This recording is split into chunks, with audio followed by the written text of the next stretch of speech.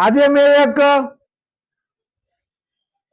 Open કેટેગરીમાં એક ભાઈ આવે છે આગેવાન, એનો મેં વિડીયો જોયો, ચક્રવાતમાં હતું બરાબર. એ ભાઈ બહુ સરસ વાત કરી કે જો ઓબીસી એસસી એસટી સમુદાયની સામે પડશું ને,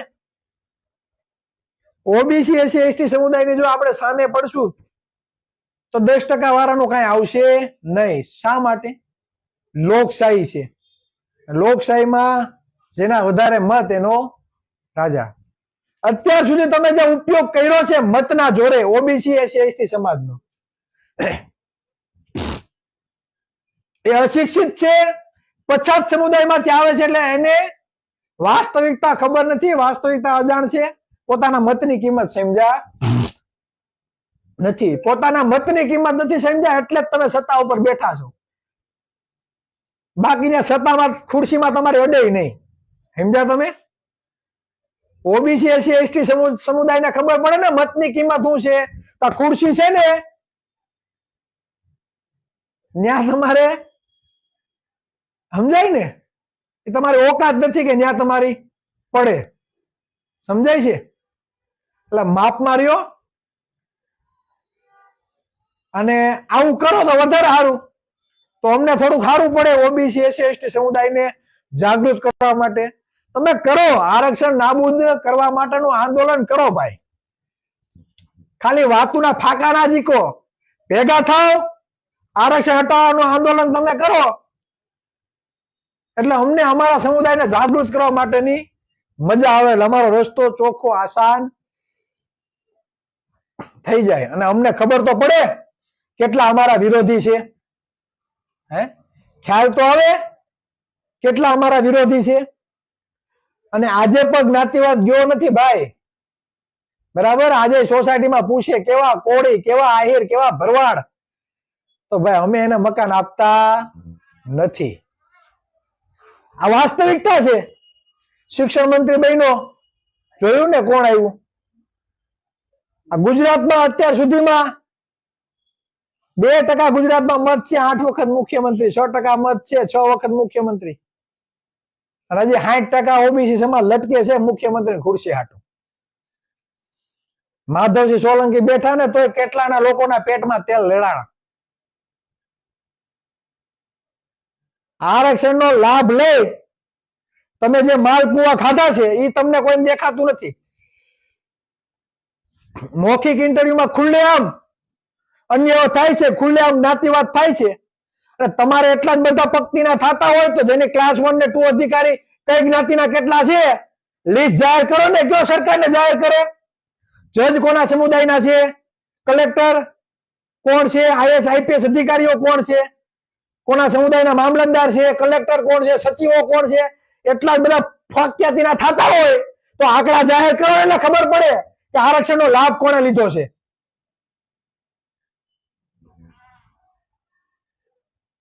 એટલા જ બધા હોશિયારીના થતા હોય તો આંકડા જાહેર કરો તો ખબર પડે કે આરક્ષણનો લાભ લીધો છે કોને. બદનામ તમારે ઓબીસી એસસી એસટી સમુદાયને કરવાના અને માલપુઆ તમારે ખાવાના. જાહેર કરો આંકડા તો ખબર પડે કે આરક્ષણનો લાભ કોણે લીધો. જાહેર કરો તો ખબર પડે કે આરક્ષણનો લાભ લીધો હોય ને 10 વર્ષ લગી આરક્ષણ નહીં આપવાનું, એવું કઈક ચાલુ કરીએ. આ સમુદાયોને 3,000 વર્ષ સુધી ગુલામ રાખ્યા જાતિવાદી કરીને, તો એ કોઈને દેખાણા નહીં. 3,000 વર્ષ સુધી તમે એક ચોક્કસ સમુદાયના લોકોએ આરક્ષણનો લાભ લીધો બધી જગ્યાએ, તો એ તમને કોઈને દેખાણું નહીં. હજી આરક્ષણ મળ્યું નથી તો તમે આરક્ષણ કાઢવાની વાત કરો છો. એટલે માપમાં રહેવું, મેદાનમાં આવવું, બરાબર. અમે મોરે મોરો દેવા માટે તૈયાર છીએ. શું? મોરે મોરો દેવા માટે તૈયાર છીએ. અમે એ જ ઓબીસી સમાજમાંથી આવતા સમ્રાટ અશોક હોય, ચંદ્રગુપ્ત મૌર્ય હોય, કે શિવાજી હોય, કે સાવજી મહારાજ હોય, અમે એના વંશજો છીએ. કેટલી બી હો થાય ને એ બતાવી દઈએ. હાઈલા આવજો. અમે સમ્રાટ અશોકને પણ વાંચ્યા છે, ગૌતમ બુદ્ધને પણ વાંચ્યા છે. એટલે એટલી જ બધી બાયું ચડાવવાની શોખ હોય તો મોરે મોરો દેવા માટે અમે તૈયાર છીએ. Most welcome. આરક્ષણ નાબૂદ કરવા માટે મેદાનમાં તો આવો, તો ખબર પડશે કેટલી વીએ હો થાય. એટલે હમણાં આ બધું ચાલી રહ્યું છે. આ લોકોના વહેમ છે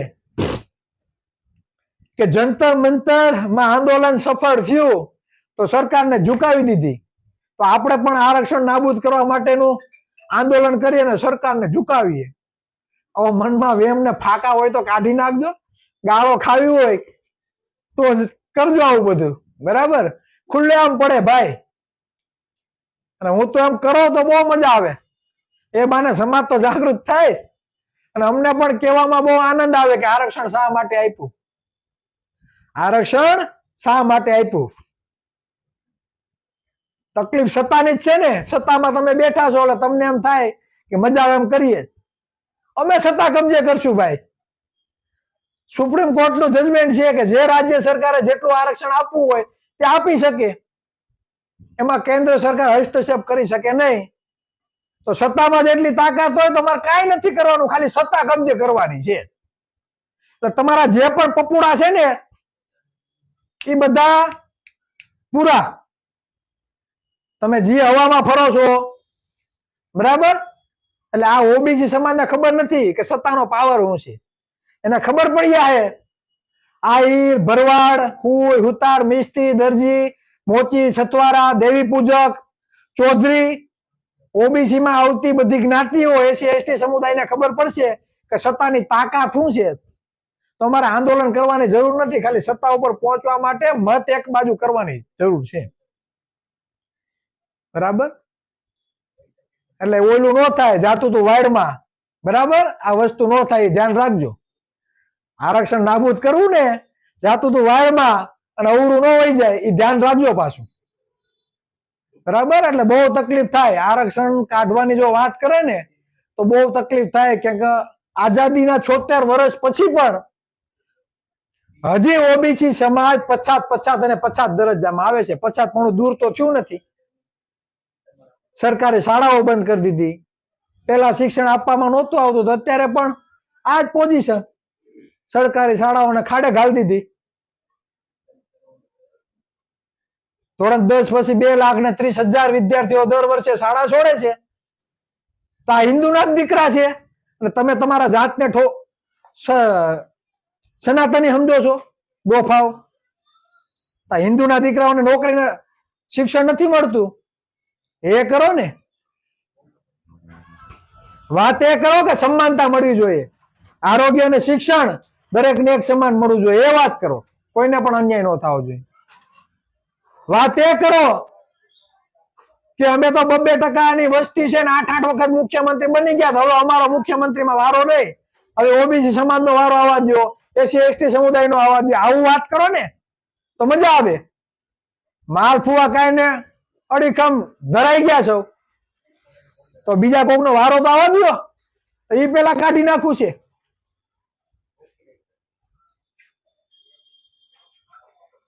એટલે લાગશે વાર પણ આવશે મજા. શું લાગશે વાર પણ આવશે મજા. ઝુકતી હે દુનિયા, ઝુકાને વાલા ચાહીએ, બરાબર? અમને ઝુકાવાની વાત કરો છો તો આવો મેદાનમાં, મોરે મોરો દેવા માટે આપણે તૈયાર છીએ, બરાબર? અમે વાસ્તવિકતા અને આ બધા મહામાનવોને વાંચીને મોટા થયા છીએ. વેલો ન આવે એનું ધ્યાન રાખજો. આ જેને બંધારણ લખ્યું ને ભાઈ, બરાબર, એને વાંચીને અમે સમાજમાં જઈએ છીએ, વોટ્સઅપ યા જ્ઞાન લઈને નહીં, બરાબર? એટલે માપમાં રહેવું. અને હજી કહું છું, મોરે મોરો દેવો હોય તો તૈયાર થઈ જાજો. તમે આરક્ષણ નાબૂદ માટેનું આંદોલન કરો અને અમે સત્તા કબજો કરવા માટેનું આંદોલન કરીએ. જે પણ મિત્રો લાઈવ નિહાળતા હોય,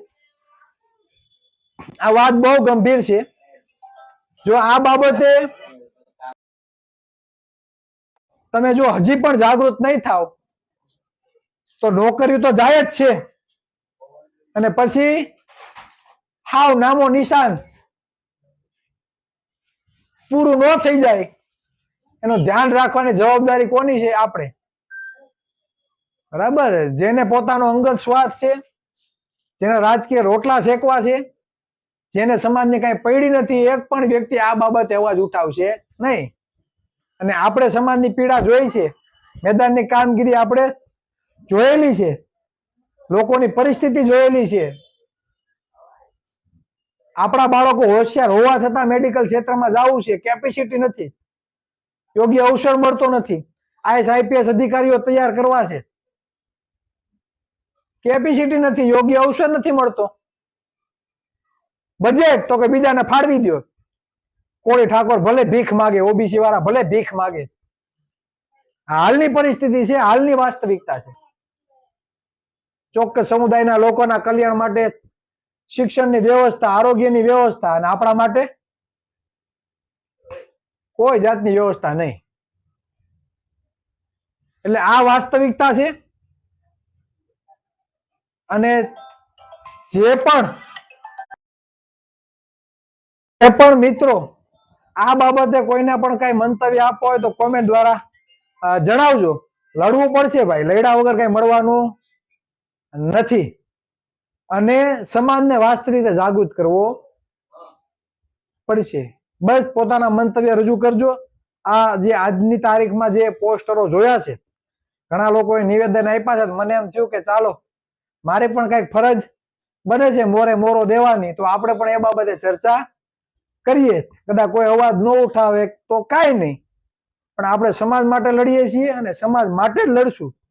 આપણે કોઈ પાર્ટીના લોગા કે પાર્ટીના કોઈના પ્રોટોકોલ નથી. આ તો સમાજમાં જીવીએ છીએ, સમાજ માટે લડશું. બરાબર. એટલે આ આઝાદ છીએ અને આઝાદ રહેવાના છીએ. એટલે અમારા હક અધિકાર માટે તડપ મારવાની કોઈ કોશિશ કરી, અમારા હક અધિકારો જે છીનવવાની કોશિશ કરશે, અમે કોઈના હકનું પડાવવા માંગતા નથી, પણ અમારા હકનું કોઈ છીનવીને લઈ જશે તે આજે પણ સહન નહીં કરીએ અને કાલે પણ નહીં. જય સંવિધાન, જય ભારત, જય ઓબીસી સમાજ.